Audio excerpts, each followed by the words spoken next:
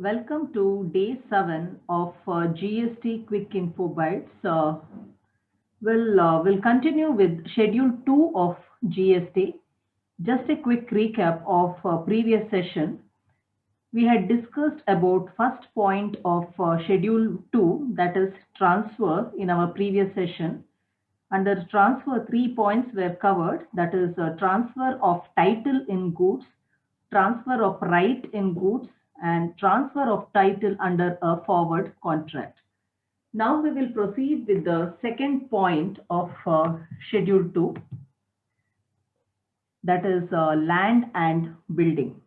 Under land and building, there are further 2 points which needs to be covered.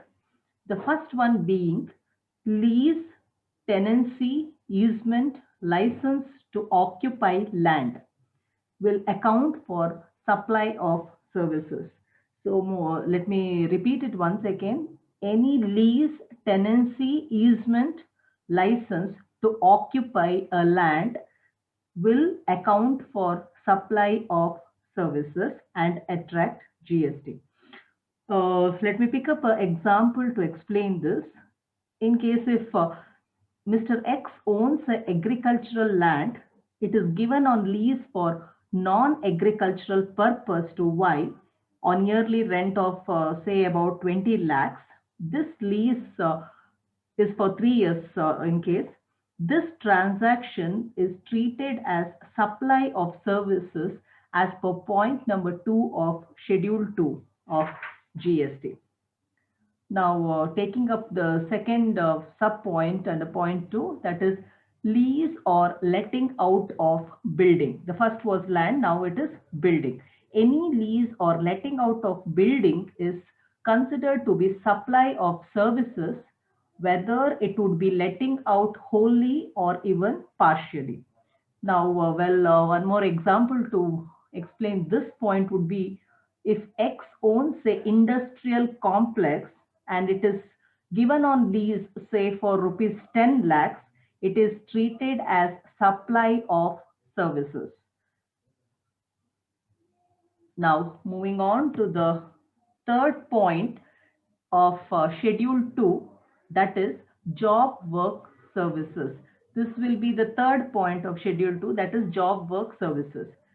Any treatment or process which is applied to another person's goods, that is goods belonging to other person, if any treatment or process is applied to that good, then it would be considered as supply of services.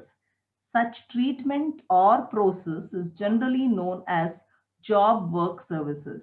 For the job worker, it is not a production or manufacture of the goods, as the goods is belonging to some other person. Only the process or the treatment is carried on by this person.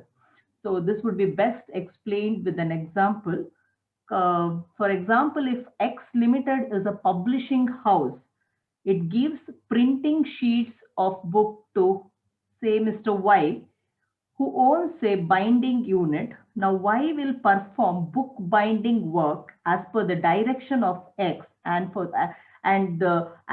on the printing sheets belonging to X, of course for a consideration. Now this process or treatment undertaken by Y is supply of services and it would attract GST. Thank you very much, friends.